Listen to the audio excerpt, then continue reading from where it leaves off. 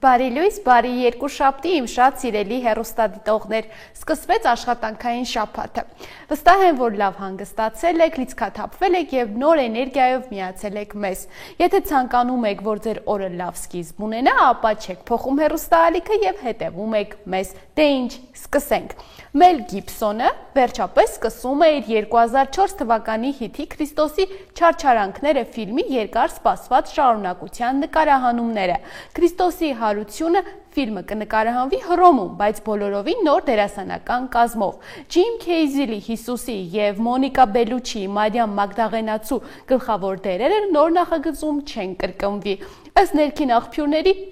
որոշումը պայմանավորված է բարդ թվային աշխատանքով եւ ժամանակացույցի խնդիրներով։ Թիմն այժմ Հռոմում է եւ ընտրում է դերասաններ։ Նոր ֆիլմը կբաժանվի երկու մասի, որոնք երկուսն էլ նախատեսված են թողարկել 2027 թվականին։ Բնօրինակ ֆիլմը, որի բյուջեն կազմում էր $30 միլիոն, ամբողջ աշխարհում վաստակել է $610 միլիոն։ Հարգելի հեռուստադիտողներ, հիմա առաջարկում եմ ընդմիջենք, լսենք հաճելի երաժշտություն, վերադառնանք եւ ես արդեն ներկայացնեմ մեր այսօրվա զրուցակցին։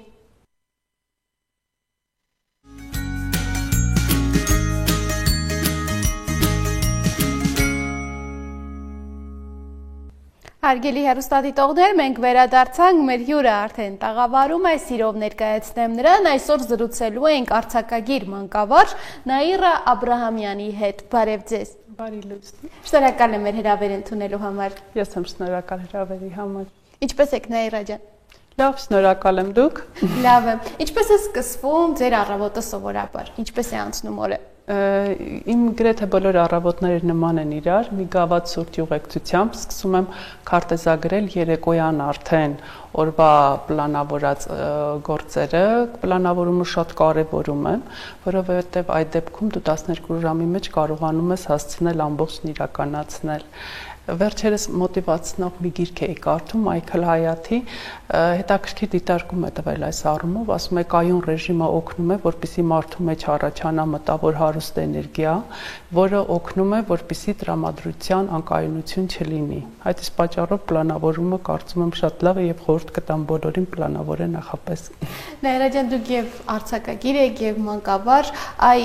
այդ ուղղությունը ինչպես ստացվեց, սկզբում եղաք մանկավարժ, հետո արդեն արձակագիր, թե սկզբում արձակագիր, հետո արդեն մանկավարժին։ Ճիշտ ասած, աշխատանքային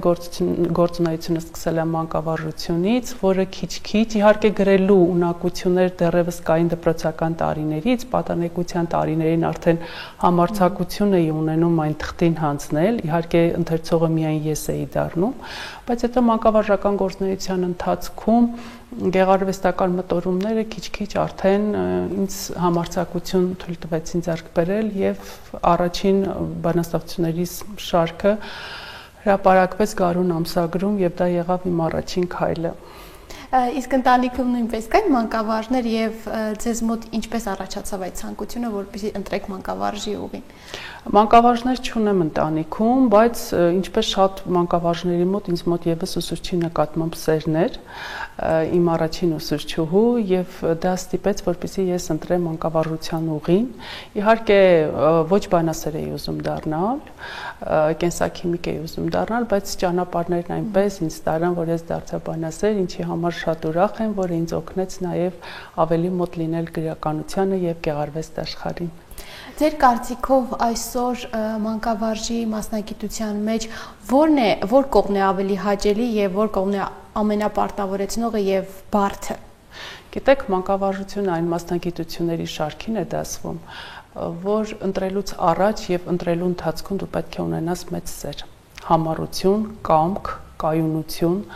այլապես այս մասնագիտությունը հատկապես 21-րդ դարում բավականին դժվար է։ Շատ մանկավարժներ, ովքեր սիրով այսպես ընտրում են մասնագիտությունը, բայց առաջին իսկ քայլերից հիասթափվում եւ հետ են կանգնում։ Սակայն ես նկատում եմ, քանի որ ուսանողների հետ եւս շփվում եմ,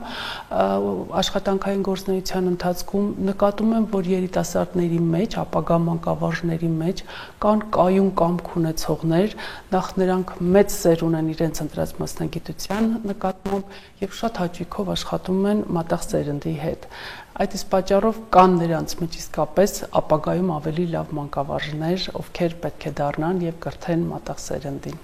Նաև երեխաները շատ ժամանակ մեծ մասը անցկացնում են դպրոցում եւ մանկավարժներն են հենց կրթում երեխաներին։ Դուք ձեր փորձով ինչ եք ցանկանում երեխաներին տալ, սովորեցնել, հիմնական առաքելությունը ձեր։ Գիտեք, մանկավարժությունը միայն ուսուցանել չի, բնականաբար սա նաև դաստիարակել է։ Որովհետև երեխան երբ որ առաջին անգամ գալիս է դպրոց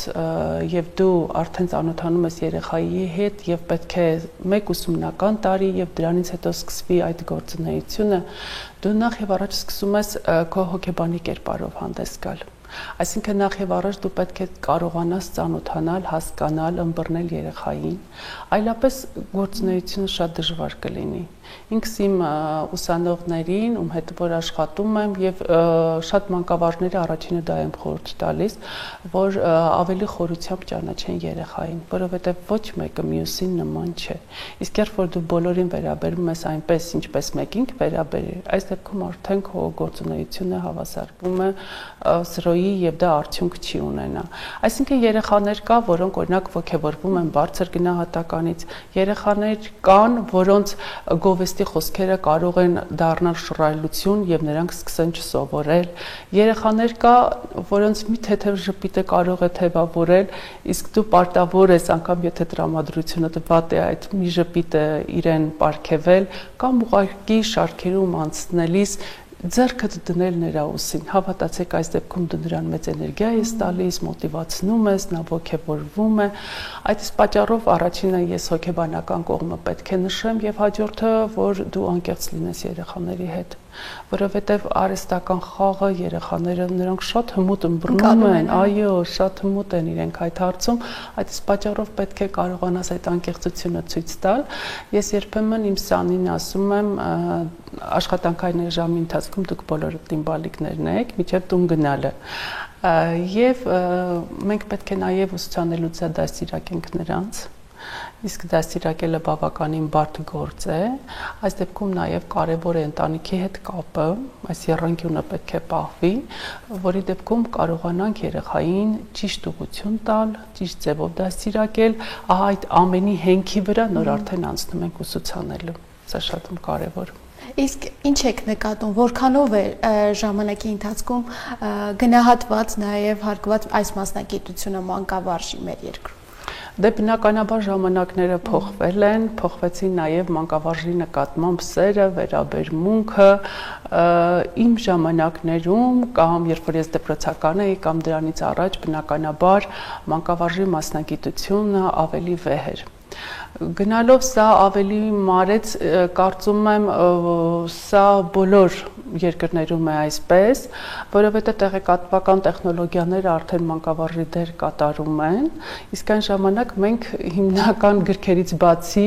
մեզ համար մեր տեղեկությունը մեր մանկավարժներն էին, բայց սխալ կլինի ասել, որ ընդհանրապես մանկավարժի նկատմամբ հարգանք չկա, սեր չկա, նրա վարկանիշը միանգամից ընկել է, ոչ այդպես չէ, մենք պետք է ասենք, որ մանկավարժը միշտ էլ իր դիրքում եւ վեհությամբ մնում է մասնագիտությունների շարքում։ Նաև նկատում ենք, որ ժամանակի փոփոխությունների հետ մեկտեղ գրքերի հանդեպ ձեր կարծիքով սերը գնալով մարում է նոր սերնդի հանդեպ, թե պակասում է ու թե ավելանում է։ Գիտեք, միշտ հարցազրույցների ժամանակ այս թեմայով զրուցելու ընթացքում անդրադառնում են, որ այսօրվա սերունդը ավելի խելացի է, ավելի գիտակ է, ավելի խորը մտածողություն ունի, քան իմ տարեկիցները կամ նրանցից առաջ։ Դա շատ ուրախացնող է, սակայն երեխաները, եթե դրանք համարենք գործիքներ, ձեռք չեն ցանկանում ձեռք բերել գիտելիք, որպեսզի այդ գործիքները զարգացնեն։ Ցավալին հենց դա է։ Դրանց գլխավոր պատճառներից մեկը ժամանակի ոչ ճիշտ ռացիոնալ գործածումն է, որ նրանք ավելի շատ ժամանակ ծախսում են իրենց հեռախոսների հետ։ Իրականում հեռախոսները շատ օգտավետ են, եթե մենք կապի միջոց լինելը դնենք մի կողմ, նրանք կարող են ուղղակի հեռախոսներից ստանան մեծ տեղեկատվություն։ Ցավոք սրտի այսօր սովորողների մեծ մասը ոչ ճիշտ են գործածում, այսինքն հիմնականում սոցիալական ցանցերում զրույցների վրա են ծախսում կամ այնպիսի խաղեր են խաղում, որոնք նրանց ոչ միայն առողջության են վնասում, այլ նաև հոգեպես, որովհետև առավոտյան երբ որ երեխաները դասի են գալիս, միանգամից ակնառու է, թե գիշերը որ ժամին, որ երեխան ինչքան է անիմաստ ծախսել ժամանակը հեռախոսի վրա։ Այսինքն այն էներգիան, որ իրենք ունեն եւ իրենց մեջ բավականին շատ է, ցանկալի կլինի, որ ավելի օգտավետ ծախսեն, ինչը երեխաների մեծ մասի մոտ չկա։ Իսկ ինչ վերաբերում է գրքերի նկատմամբ սիրուն, բնականաբար ընթերցանության մակարդակն իջել է, եւ այստեղ պետք է ասենք, որ մենք ուսուցանողներս ունենք մեծ անելիք, ինչպես նաև ծնողները, որովհետև կարծում եմ ընթերցանության համար կարևոր է նաև միջավայրը։ Այսինքն երեխան երբ որ տեսնում է հայրը, մայրը, տատիկը ընթերցում են, իրենց ժամանակից մի փոքրիկ հատված կամ ուղղակի իրենց մահճակալի կողքի սեղանին դրված է գիրք, դա արդեն եւս միջավայր է, երեխան պետք է հասկանա, որ այդ միջավայրում կա գիրք, ուրեմն գիրքը կարևոր դետալ է իր օրվա համար։ Կարծում եմ, որ նախ եւ առաջ ընթերցանությունը երեխաների մոտ զարգացնելու համար պետք է սկսենք գրքի ճիշտ ընտրությունից, ճիշտ խորհրդատվությունից, այո, որպես առաջին խորհրդատուներ կարող են լինել եւ ծնողները եւ մանկավարժները։ Երբեմն նկատում եմ, օրինակ, փոքր տարիքի երեխաներին, որոնք արդեն նոր սկսել են ընթերցել, խորհուրդ է տրվում, օրինակ, փոքրիկ իշխան կարդալ եւ այլ հեքիաթներ կամ պատմվածքներ, այստեղ ընտրությունը կարծում եմ իրենք վերցնում են փոքր ծավալի գիրք, բայց շատ փոքր ծավալի գրքեր կան, որոնք դու մի քանի անգամ ընթերցելուց ես հասկանում գլխավոր միտքն ու ասելիքը։ Այդ իսկ պատճառով, քանի որ երեխաները դժվարությամբ են մոտենում գրքին, մենք պետք է նրանց ճիշտ խորհուրդներ տանք ավելի թեթև գրքերից, եթե ավելի փոքր են հեքիաթների ընտրությունը պետք է ճիշտ լինի, հետո պատմվածքներ, վիպակներ, վեպ, քիչ-քիչ ծավալը բարձրացնենք եւ կարեւոր է օրինակ հենց պատանիներին արկածային գրականությունից գայթակղել եւ այստեղ գիտեք կարեւորում եմ օրինակ մանկավարժը չհանձնարարի գիրքը եւ ասի դու գնա կարդա։ Ընթացքում պետք է հարցեր տա, հարցնի ընթացքի մասին, ինչպես է ընթանում, ինչ դժվարություններ են առաջ գալիս, ինչպես հաղթահարենք, իսկ ինչ ես կարծում հերոսի հետ հետո ինչ լինելու, երեխան թող իր կարծիքն արտահայտի, հետո գիրքն ավարտելուց հետո համեմատի արդյոք երեխայի այդ դիրքորոշումը կամ ինչը որ մտածել էր հերոսների հետ, դեպքերի զարգացման հետ ճիշտ ընթացավ, թե ոչ, սա շատ կարևոր է, այսինքն այս դեպքում դու երեխային կենսունակ ես պահում գրքի հետ, իսկ երբ որ դու մոռանում ես, թե ինչ ես հանձնարարել, երեխան ուղղակի մոռանում է այդ մասին։ Օրինակ գիրք նվիրելու օրվա հետ կապված բոլոր դպրոցներում, ուսումնական կենտրոններում, հաստատություններում միմյանց գրքեր են նվիրում։ Ես մի հետաքրքիր ծրագիր եմ իրականացնում եւ խորհուրդ կտամ շատերն այդ անել։ Երեխաները 1 ամիս առաջ կամ մի քիչ ավելի շուտ արդեն գրքեր ձեռք են բերում, հիմնականում խորհուրդ ես եմ տալիս, թե ինչ գրքեր ձեռք բերեն եւ չկրկնվեն այդ գրքերը։ Եվ առաջին ընթերցողը հենց իրենք են դառնում իրենց ձեռք բերած գրքի։ Հետո արդեն վիճակահանության կամ այլ ձևով երբ որ նվիրում են, իրենք արդեն նվիրում են իրենց ընթերցած գիրքը։ Եվ հետո դնում ենք սահման, որ նվիրած գիրքը արդեն պետք է ընթերցեն։ Եվ ստացվում է, որ այդ գիրքը այդ ժամանակահատվածում 2 հոգի ընթերցեցին եւ կազմակերպում ենք բանավեճ քննարկում, նա ինչպես հասկացավ, մյուսը, հետո արդեն փոխանցում են իրար, այսինքն գիրք նվեր ստանալը մենք երեխաների մեջ սա պետք է սերմանենք, սա շատ կարևոր մշակույթ է, միայն գրադարակում չպետք է լինի։ Ես դժբախտ եմ համարում այն գրքերին, որոնք գրադարակներում ծերանում են։ Գիրքը պետք է լինի կենսունակ, գիրքը պետք է մաշվի, գիրքը անընդհատ պետք է թերթես, երբեմն նույնիսկ որ գրքերի մեջ տեսնում եմ նշումներ, ճիշտ է նեղվում եմ, բայց նաև ուրախանում եմ, որ այդ գրքի հետ ուրեմն աշխատանք է կատարվել։ Իմ կարծիքով գիրքը գրողը նաև պետք է այնպիսին լինի, որպեսզի նրա գիրքը ոչ թե ժամանակի ընթացքում ուղղակի կարդացվի, փակվի,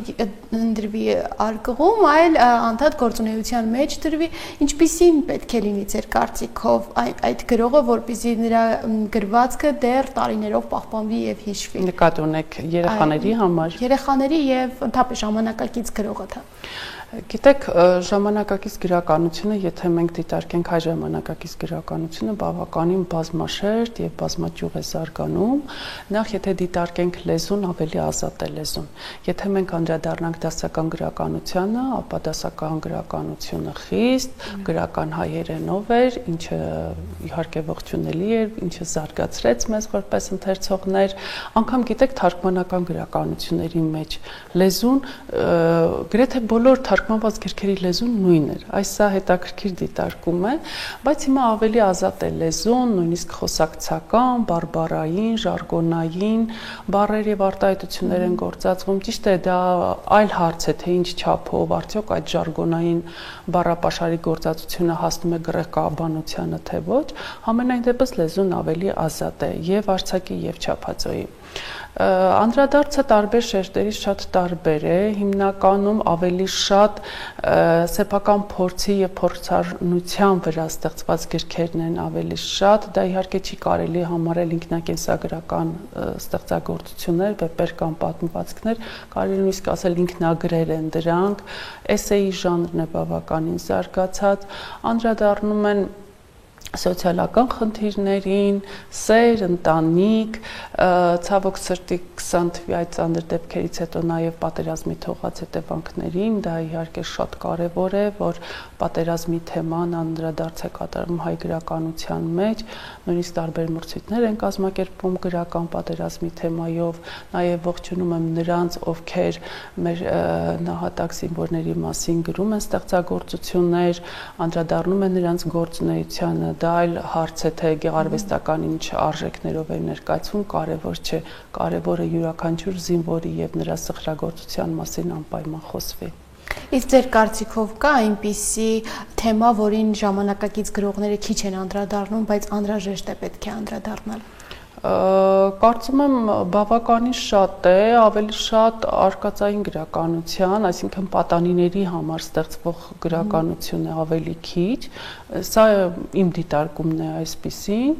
օրինակ մանկական գրականությունն էլ բավականին շատ է, ավագ սերունդի, կարծում եմ այդ պատանիների համար արկածային գրականության ժանրն է ավելի քիչ այ գրականության մեջ, ժամանակակից գրականության մեջ։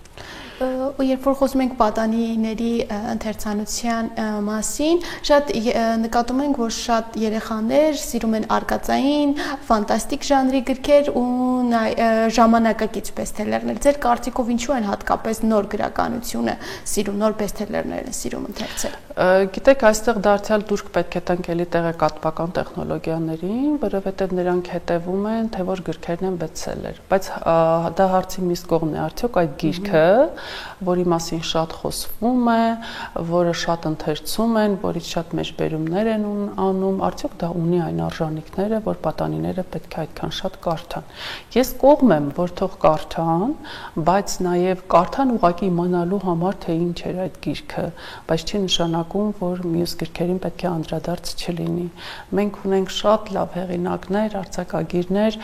որոնք հրաշալի գրականություն են ստեղծում, բայց նրանց գրքերի մասին քիչ է խոսվում, նրանց անդրադարձ քիչ է կատարվում, ցավոք սրտի այս համադրումը այդքան ճիշտ չէ,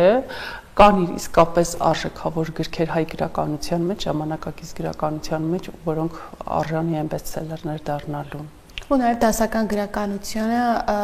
նկատում ենք, որ այդքան էլ ուշադրություն չեն դարձնում ժամանակակից այսօրվա սերունդը, ձեր կարծիքով հնարավոր է այնքան շատ լինեն այս բեսթսելերները, որ մի օր դասական գրականությունը այդպես էլ մոռացվի եւ չընթերցեն։ Կարծում եմ իսկական ընթերցողը, ով ցանկանում է զարգանալ, պետք է սկսի դասական գրականությունից, որովհետև ամեն ինչի հիմքը դասական գրականությունն է։ Եթե դու ուզում ես իսկապես զարգանալ, իմանալ, գրքերի աշխարհում քեզ գտնել, պետք է սկսես դասական գրականությունից։ Նույնը նաև դպրոցներում է, առանց դասական գրականության մենք իրավունք չունենք եւ արտասահմանյան կամ ժամանակակից գրականություն ուսուցանել, թույլ տալ, որպեսզի նրանք ուսումնասիրեն, ամեն ինչի հիմքը կարծում եմ դասական է, բայց դեմ եմ այն կարծիքի, որ գնալով դասական գրականությունը կորցնի իր ներուժը։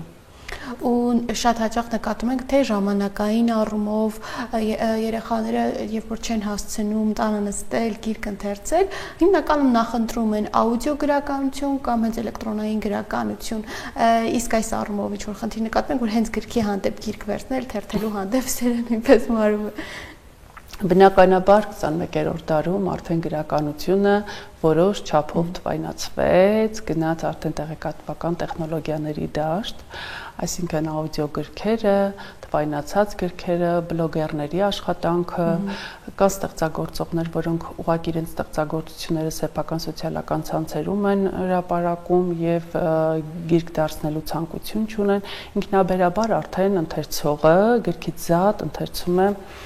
էկրանից։ Սա իր դրական եւ բացասական կողմերն ունի, դրականն այն է, որ դու ամեն պահի կարող ես գիրք ընթերցել, առանց գիրքը քեզ հետ վերցնելու, ոմանք իսկապես սիրում են ընթերցել այս ձևով, ոմանք չեն ցանկանում շատ գիրքեր ձեռք բերել եւ ֆինանսական առումով եւ տանը դրանք պահելու առումով նախընտրում են աուդիո գրքեր լսել կամ թվային գրքեր ընթերցել։ Ճիշտն ասած, կան ընթերցողների մեծ բանակ, որոնց թվին պատկանում եմ նաեւ ես, որ նախընտրում եմ տպագիր գիրքը, որովհետև տպագիր գրքի էությունը, շունչը, այդ նյութը զգալու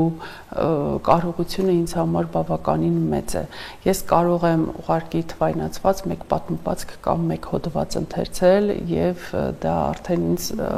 եւ ֆիզիկապես եւ հոգեպես եւ մտավոր առումով կարծես բավական է։ Ես ավելի շատ ձգտում եմ տպագիր գրքին։ Իհարկե, օրինակ սովորողների առումով, եթե մենք խորհուրդ ենք տալիս ավելի շատ տպագիր գիրք, որովհետև հիմնականում նրանք ձգտում են պառկած կարդալ, նստած կարդալ, իսկ ձևավորման իրենց ֆիզիոլոգիայի հետ կապված այդքան օգտավետ չի։ Սակայն ընթերցելու համար կարևոր չի, թե դու որտեղից ես ընթերցում, ինչպես ես ընթերցում եւ կարևորը միայն ընթերցելն է։ Նաիրա ջան, նաև նշեցիք, որ դուք տպագիր գիրքն եք նախընտրում ընթերցել ու մեծ բավականություն եք դրանից ստանում։ Կհիշեք ձեր այն գիրքը, որ ընթերցել եք, որ տպավորվել է ձեր մեջ եւ միշտ խորհուրդ եք տալիս նաև երիտասարդներին ընթերցել։ Ճիշտ ասած, ժամանակի ընթացքում գրքերի նկատմամբ մտորությունը հեղինակների միշտ փոխվել է ու ես դրա համար շատ ուրախ եմ, որ ուղղակի չեմ ընտրում մի ժանր, մի հեղինակ եւ միշտ ընթերցում եմ այդ եւ երևի չկա այդպիսի գիրք, որը որոշ չափով ազդեցություն չթողնի ինձ վրա։ Դա իհարկե հարցի այն կողմն է, թե որը ինչ չափով է թողել։ Ճիշտ ասած, երբեք ոչ մի խորհուրդ չեմ տալիս։ Ուղղակի դասականի մեջ ընտրեք այն հեղինակներին, որ ձեզ ավելի մոտ է, արտասահմանյան գրականություն ժամանակակից, միշտ ես զերծ եմ մնում խորհուրդ տալուց։ Այլ բան է, թե ընթերցելուց հետո դրանք ինչ չափի ազդեցություն են թողնում եւ քննարկումների ժամանակ դրանք ինչ հետքեր են թողնում ընթերցողի վրա։ Այսօր ձեր երկու գրքի օրինակները ունենք մեզ մոտ, խոսենք նաև դրանից, ինչի մասին է այս մարդիկ գիրքը, ինչ բովանդակություն է պարունակում, որքան ժամանակում եք գրել եւ հիմնական ասելիքը ինչու՞մ է կայանում։ Մամիկ գիրքը իմ պատմվածքների առաջին ժողովածուն է, բավականին երկար ժամանակ արդեն ունեի պատմվածքների շարք, որոնց մի մասը մամուլի տարբեր էլեկտրոնային եւ տպագիր մամուլում տպագրվել էր, հրապարակվել էր եւ որոշեցի Edit Print հրատարակչության միջոցով հրապարակել եւ դարձնել պատմվածքների ժողովածու։ Այստեղ հիմնականում թեման գյուղագրությունն է, մարդն է հիմքում իր երազների, իր կարոտների, իր ապրած եւ չապրած տարիների մասին է, այստեղ ինչպես նաեւ անդրադարձ է ոչ միայն իմ ապրած ժամանակին եւ դրանից առաջ որոշ պատմվածքներ կառուցել եմ նաեւ հիշողությունների հիման վրա, օրինակ հայրենական մեծ պատերազմի մասին ունեմ պատմվածքներ, որոնք օրինակ մեկ նախադասություն հիշողությունը, որը ինձ մնացել էր տատիկիցս, ես դարձրի մի ամբողջ պատմվածք եւ իդեպ նշեմ, որ ինչպես գրողներից շատերը ես եւս իմ ստեղծագործելու գրիչը բանեցրի բանաստեղծություններից, այսինքն չափածո խոսքից, հետո սկսեցի գրել շատ կարճ պատմվածքներ, որոնք գրքում առանձին բաժնով ներկայացրել եմ որպես ամբար պատմվածքներ, որոնք 1-2 նախադասություն են, բայց ունեն ըստիս խոր ասելիք։ Հետո արդեն գնալով զգում եմ, որ պատմվածքների առումով սկսել եմ ծավալը բավականին մեծացնել, գտնում եմ, որ ասելիքը շատ է, սիրում եմ նկարագրություններ, անգամ երբ որ տերևը շարժվում է, դա ինձ համար արդեն երբ որ տեսնում եմ նրա հոգին, նրա շարժը, նրա թրթիռը, դա ինձ արդեն բավական է մի ողջ նկարագրություն ներկայացնելու համար։ Նայած թե ինչ թեմայից եմ խոսում եւ ինչ պետք է ներկայացնեմ։ Իսկ ձեր գրքերի հիմնականում որ տարիքի համար է նախատեսված, հատկապես մամիկ գիրքը, որ տարիքում կարող են գնել եւ ընթերցել։ Հիմնականում պատանիներից սկսած դպրոցական տարիքի սովորողներից կարող են ընթերցել, որովհետեւ բառագործածության, արտահայտությունների համար շատ զգուշ եմ եւ ազատ կարող են ընթերցել, իդեպ բավականին հետաքրքիր հանդիպումներ են կազմակերպում, մամիկը հետաքրքիր ընթացք է ձեռք բերել դպրոցներում, գրադարաններում, ուսումնական կենտրոններում եւ մանկավարժները հետաքրքիր ձևով համեմատություններ են կատարում դասական գրականության հետ, այսինքն մոտ թեմայով, մոտ ժանրով, մոտ ստեղծագործություններ են ընտրում եւ համեմատության եզրեր են իրականացնում, դա շատ հետաքրքիր է։ Գուցե այդ պահին դու էլ չես մտածում, որ քո այսինչ հերոսը դասական գրականության այսինչ հերոսի հետ կարելի է համադրել կամ հակադրել, գործողությունների ընթացքը ներկայացնել, այս առումով հետաքրքիր է շատ։ Եվ նկատել եմ, որ հանդիպումների եւ քննարկումների ժամանակ ես ինքս որպես հեղինակ յուրովի եմ բացահայտում իմ գրքին, իմ հերոսներին եւ նրանց գործողության ողջ այդ երթուղին նորովի եմ տեսնում։ Շատ տարբեր է եւ դա ուրախացնող է, որ տարբեր տարիքի ընթերցողներ տարբեր ձևով են մեկնաբանում եւ ներկայացնում այն։ Երբ որ նշեցիք, որ տարբեր ձևով եք ընկալում, լինում են դեպքեր, որ վերջացնում եք արդեն տպվում է գիրքը, բայց մտածում եք, որ այլ կերպ պետք է օրինակ կարող եք շարադրել եւ այլ կերպ լիներ գիրքը։ Լինում են իհարկե, երբ արդեն դու ուղարկում ես, այս դեպքում ասում ես, բայց կարելի էր մի բառը, մի արտահայտությունը կամ գործողության ընթացքը, անգամ ես նույնիսկ որոշել էի մի հերոսի անունը փոխել, որովհետեւ հերոսների անունները ինձ համար եւս շատ կարեւոր են։ Ես չգիտեմ, անունների ընտրության ժամանակ ես տեսնում եմ բնավորություն նրա տակ թաքնված, այո, լինում են եւ երբ որ դու արդեն փակում ես այդ, պետք է չբացել, բացելուց հետո անպայման ցանկանում ես փոխել, համենայն դեպս ինձ մոտ այդպես։ Իսկ այս փոքրիկ գիրքը հիմնականում ինչ է ներառում, բանաստեղծություններ, փոքր ինչ է ներառում կպում։ Փեդիտը անցած տարի լույս տեսավ, բայց դեռ ընթերցողին հասու չէ, դեռ չկան գրախանութներում։ Այս փոքրիկ գրքույկը հենց փոքրել անվանել ենք, դարձյալ Edit Print հրատարակչության միջոցով ենք տպագրել։ Այստեղ աֆորիստիկ մտքերն են, թևավոր խոսքերն են, որոնց մի մասը արձակից է դուրս բերված, բայց մեծ մասը ինքս փորձել եմ այդ իմաստնությունը մեկ նախադասության միջոցով ներկայացնել եւ որոշեցի այդ ամենը իմի բերել եւ գրքույկով տպագրել։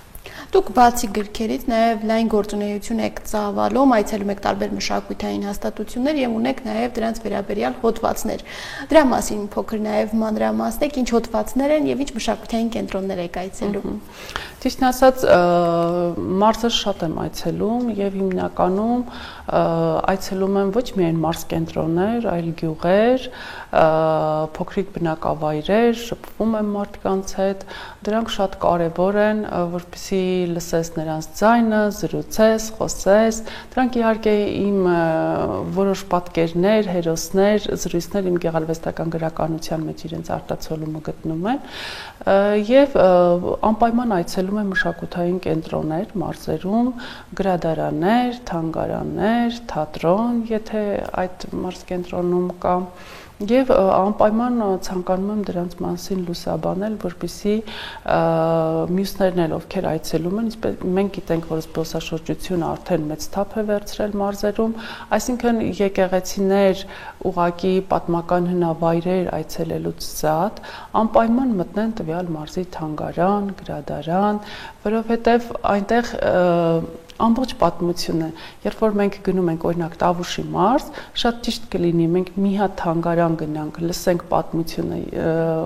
մշակույթը, ազգագրությունը, նոր հետո արդեն մեր պլանավորած աշխատանքը կատարենք։ Այդ պատճառով առաջինը եղավ Գավառի երկրագիտական թանգարանը եւ հենց այդ թանգարանից ինձ մոտ միտք առաջացավ, որ ես անպայման տպագիր եւ էլեկտրոնային մամուլում եւս անդրադառնամ։ Շատ այսպես ծավալուն, պատմական տեղեկատվություններ չեմ տալիս, ուղղակի ամփոփ ներկայացնում եմ, որպեսզի անպայման զբոսաշրջիկներ այցելեն, ասեմ մեծ ջերմությամբ եւ սիրով են ընդունում մեր մարզերի կրթամշակութային կենտրոնների աշխատակիցները, մեր ջերմությամբ, այսպես գրկաբաց ընդունում են, անպայման այցելեք, դուք էլ հաղորդակից դարձրեք նրանց գործունեությանը։ Իսկ երբ այցելում եք տարբեր մարզերի մշակութային կենտրոններ, ինչ եք նկատում, որքանով է զարգացած եւ որքանով է թերի նաեւ զարգացած խնդիրներ նկատում եք նաեւ մարզերում մշակութային զարգացման վերաբերյալ։ Շատ տարբեր են։ Օրինակ վերջերս Կապան այցելեցի եւ ուղղակի հիացած էի ողջուներս իրենց, ովքեր օրինակ գրադարաներում այդքան կենթանի շունչ էին հաղորդել, զարգացած հարուստ գրաֆոնդ ունեին, կենցաղային պայմանները շատ լավ, բայց նաև կան մարզեր, որտեղ հակառակ պատկերն ենք տեսնում, մի գողտրիկ, հին շենք, բայց աշխատողները այնքան այդ հին պատերի ներսում այնքան սեր են դնում, որ դու միանգամից այցելելիս անգամ թղթերը կտրում են, հետաքրքիր պատկերներ են անում իրենց միջոցներով, որ այս դեպքում էր կենթանի շունչը ավելի զգացվում է։ Ու ես խորհուրդ կտամ կապչունի ինչպիսին է, անպայման այցելեն, հաղորդակից դառնան իրենց, օրինակ մի գիրք նվիրեն այդ գրադարանին, սա շատ կարևոր է։ Պատկերացնում եք զբոսաշրջիկները երբ որ գնան, ճիշտ է, նրանք ֆինանս են ծախսում, բայց այդ մի գիրքն էլ խորհրդանշական, որ նվիրեն մարզային գրադարաններին, դա կլինի մեծ նվեր նրանց համար։ Իսկ Նաիրա ջան, դուք հենց ձեր համար ինչ հետաքրքիր բացահայտումներ եք անում, երբ որ այցելում եք տարբեր մարզեր, ինչն է ձեզ ամենաշատը զարմացնում։ Շատ տարբեր են, տարբեր մարզի, նույնիսկ տարբեր բնակավայրերի մարդիկ։ Ես ավելի շատ զրուցում եմ փոքրերի հետ, ծերերի հետ, շատ տարբեր է եւ նրանց միջոցով ես խաղում եմ, դուրս եմ բերում տվյալ տարածաշրջանի ազգագրությունը, մշակույթը, հումորը անգամ եւ ամեն իսկապես դուք ճիշտ նշեցիք, ամենտեղ յուրովի հետք է թողնում։ Օրինակ Կապան այցելելիս գետի մոտ երկու տղաձուկ էին որսում, փորձում էին որսել, բայց այդպես էլ չէր ստացվում, եւ ես զգացի, որ 1 ժամից ավել զրուցում էի իրենց հետ, նրանցից մեկը արցախցի էր եւ հետաքրքիր ես այսպես տեղեկատվություն ձեռք բերեցի, որովհետեւ առաջին իմ այցն էր եւ առաջինը հենց իրենց մասին քաղաքի դիմագիծը տեսա։ Իսկ շարունակվում է այդ այցելությունները, ուր եք նախատեսում նաև այցելել այս պահին։ Ճիշտն ասած, հա, պլանները բավականին շատ են, այսպես օրինակ հենց Կապանում նպատակ ունենք թանգարանում եւ գրադարաներում այցելություններ անել արդեն Մամիկի շրջանակներում ընթերցողների հետ, ինչպես նաև կրթական ծրագրեր կան, որոնք մարզերում նպատակ ունենք իրականացնելու։ Իսկ երբ որ նշեցիք, որ այցելում եք, տարբեր հոդվածներ ունեք, այդ հոդվածները հասանելի են, կա տպագիր, ինչպես կարող են ձեռք բերել ցանկացողները տեղեկություններ ընթերցել, իմանալ։ Այո, այդ նյութերը, ակնարկները տպագրվում են եւ էլեկտրոնային եւ տպագիր մամուլում, իրենք ձեռք են բերում, մարզում տարածում են, այո, տարբեր եւ հայաստանյան եւ սփյուռքի մամուլում անդրադարձը կատարում եմ, այո, ազատ է իմիջում եւ հրապարակում եմ, որպեսզի ընթերցողներին դա հասու լինի եւ նրանք կարող են ուղղակի ընթերցել, հետաքրքրություն ձեռք բերելով այցելեն։ Իսկ գրական առումով ինչ նորություններ է սպասվում ընթերցողին, կան նոր գրքեր, նոր մտքեր, որ այս տարի սպասվում են։ Ճիշտն ասած, այո, ուսումնաօժանդակը ինչ որ աշխատանքի վրա սկսել եմ, որը հուսամ եկող տարի անպայման կլինի եւ հրատարակության եմ ուզում արդեն պատրաստել իմ պատմվածքների երկրորդ ժողովածուն։ Ճիշտ ասած, գլխավոր մեղավորը ժամանակն է, որ գործն առաջ չի գալիս, բայց փորձում եմ գողանալ իմ գեղարվեստական գործունեության մասին ժամանակ եւ անպայման իմ ընթերցողին արդեն նորություններով դիմավորել գալիք տարի։ Շնորհակալ եմ շատ, Նաիրա ջան, հետաքրքիր եւ բովանդակալի զրույցի համար։ Ես եմ շնորհակալ։ Սիրելի հեռուստադիտողներ, հիշեցնեմ, որ այսօր զրուցում էինք արձակագիր մանկավարժ Նաիրա Աբրահամյանի հետ։ Այս պահին առաջարկում եմ վայելենք հաճելի երաժշտություն, վերադառնանք եւ շարունակենք հաղորդումը։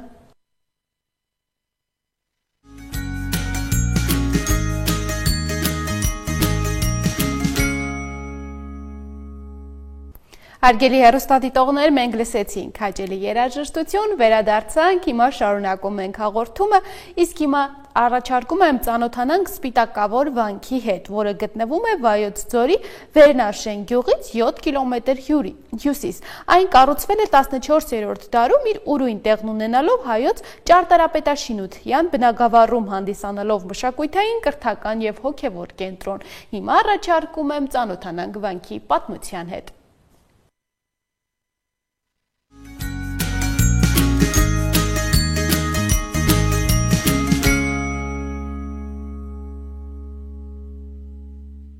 Սպիտակավոր վանքը գտնվում է Վայոց ձորի մարզի Վերնաշեն գյուղից 7 կիլոմետր հյուսիս, կառուցվել է 14-րդ դարում իր ուրույն տեղն ունենալով հայոց ճարտարապետաշինության բնագավառում, հանդիսանալով մշակութային, կրթական եւ հոգեվոր կենտրոն։ Վանքը հայտնի է Սպիտակավոր, ինչպես նաեւ Ծաղկավանք անուններով։ Առաջին դեպքում վանքը կոչվել է Սպիտակավոր, քանի որ ողջ եկեղեցին կառուցված է սպիտակավուն ֆելեզիտ քարից, իսկ Ծաղկավանք անունը պայմանավորված է վանքի տեղանքով։ Գարնանը վանքի շուրջ ծաղկում են բազմաթիվ ծաղիկներ, շրջապատելով վանական համալիրի տարածքը։ Ժողովուրդը այս վանքը ճանաչում է առավելապես այս անունով։ Պատմությունը հուշում է, որ Սպիտակավոր Սուրբ Աստվածածին եկեղեցին թալանվել ավերվել է Լենգ Թեմուրի արշավանքների ժամանակ, որի արդյունքում այրվել են տնտեսական նշանակություն ունեցող կառույցները։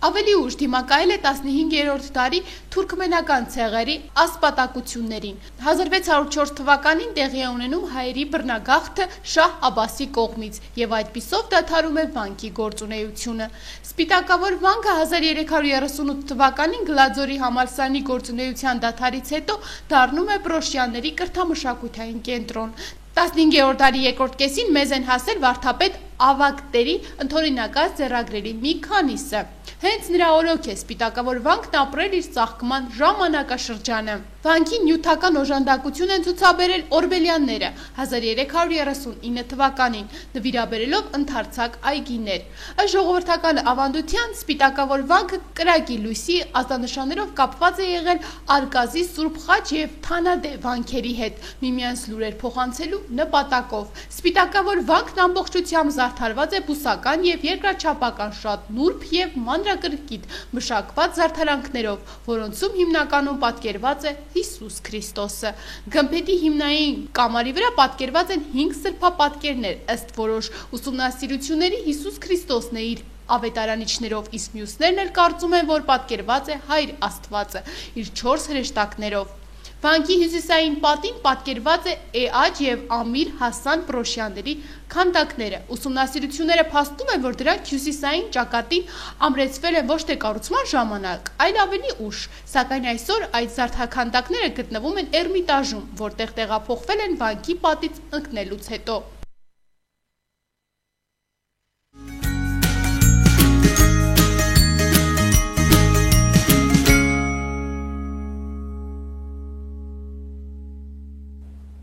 Հարգելի հեռուստադիտողներ, դիտեցինք Սպիտակավոր վանքի մասին պատմող տեսանյութը, իսկ հիմա հերթը օգտակար խորհուրդներին է եւ խոսելու ենք քրքումի բուժիչ հատկությունների մասին։ Քրքումի բուժիչ հատկությունները այնքան շատ են, որ այդ բաղադրիչները կարող են կանխել անգամ ուռուցքային բջիջների զարգացումը։ Քրքումը պարունակում է կալցիում, երկաթ, յոդ, ֆոսֆոր, վիտամին C, B1, B2 եւ B3։ Այն մաքրում է արյունը, լավացնում արյան շրջանառությունը, տաքացնում եւ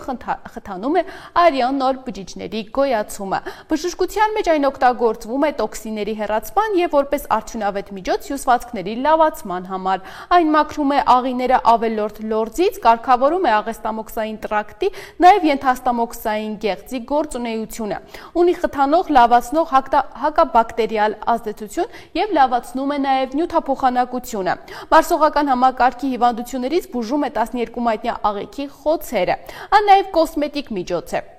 Մաշկային հիվանդությունների ժամանակ այն ուղղակի անփոխարինելի միջոց է։ Քրքումի մածուկը հիանալի օգնում է էկզեմայի եւ ցանի դեպքում։ Այն լավացնում է դեմքի գույնը, մաքրում է մաշկը։ Քրքումի կազմի մեջ կան տարբեր յուղեր, եթերային եւ անգամ ճարպային յուղեր։ Այն թույլատնում է ազատ ռադիկալների ազդեցությունը բջիջների վրա եւ կանխում ծերացումը։ Կոսմետիկ միջոցների օգտագործումը քրքումի պարունակությամբ պայքարում է կնճիռների առաջացման դեմ։ Քրքումի օգտագործումը նաեւ մաքրող դիմակներ պատրաստելիս է հիանալիորեն օգտագործվում։ Այսքանը քրքումի բուժիչ հատկությունների մասին, հարգելի հեռուստադիտողներ, իսկ հիմա առաջարկում եմ ծանոթանանք Եվրոպայի սրտում գտնվող մի յուրահատուկ երկրի՝ Հունգարիայի հետ։ Երկիր, որտեղ հին ավանդույթները հիանալի կերպով համադրվում են ժամանակակից մշակույթի եւ զարգացած տնտեսության հետ։ Հունգարիան հայտնի է իր պատմությամբ, գեղեցիկ ճարտարապետությամբ եւ հիանալի տեսարաններով, որը առաջարկում եմ հիմա վայելենք։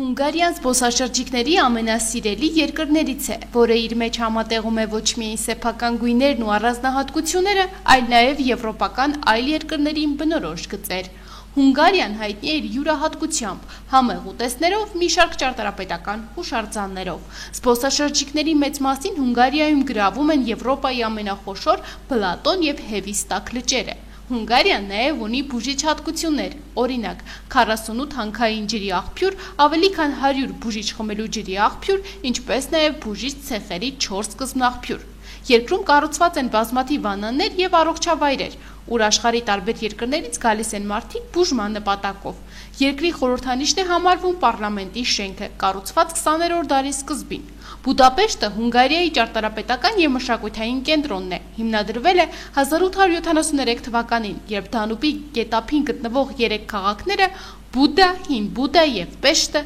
միացան։ Հունգարացիները պաշտում են պարելը, հատկապես ազգային պարերը։ Նրանց կարելի է հանդիպել ամառային տոների գինու խնջույքների ժամանակ։ Ամբողջ աշխարհում հայտնի է հունգարական չարդաշ պարը։ Պահպանված ավանդույթները կարելի է հանդիպել նաև ընտանիքներում։ Օրինակ, պահպանվել են հարսանեկան ավանդույթները, երբ հարսանիքից մեկ շաբաթ առաջ մի խումբ ընկերներ շրջում են տներով եւ բոլորին հրավիրում են արարողությանը մասնակցելու։ Հաջորդ օրը հրավիրվածները հարսի տուն են տանում մթերքներ։ Այդ ամենը ուղեկցվում է պարերով եւ երաժշտությամբ։ Հարսանիքի կուլմինացիոն պահը ճաշն է։ Եվ ամենահետաքրքիր հատվածը այն է, որ ցանկացած հյուր կարող է հարսի հետ պարել, վճարելով գումարի որոշակի չափ։ Հունգարական խոհանոցը նույնպես շատ համեղ է։ Պատճառը այն է, որ ուտեստները շատ հագեցնող են, իսկ տարածված կերակրատեսակները պատրաստվում են բանջարեղենից համեմված բազմաթիվ համեմունքներով։ Հունգարիան մի երկիր է, որտեղ հին ու նորը ապրում է ներդաշնակ միասնությամբ։ Այն մեզ հիշեցնում է, որ յուրաքանչյուր ազգ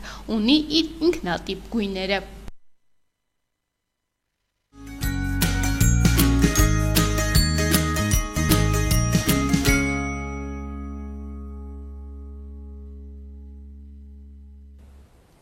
Սիրելիները, շնորհակալ եմ առավոտը մեզ հետ սկսելու եւ մեզ դիտելու համար։ Այսօրվա համար նախատեսել էինք այսքանը։ Ձեզ մաղթում եմ հաճելի աշխատանքային օրվա շարունակություն, իսկ մենք արդեն կհանդիպենք վաղը։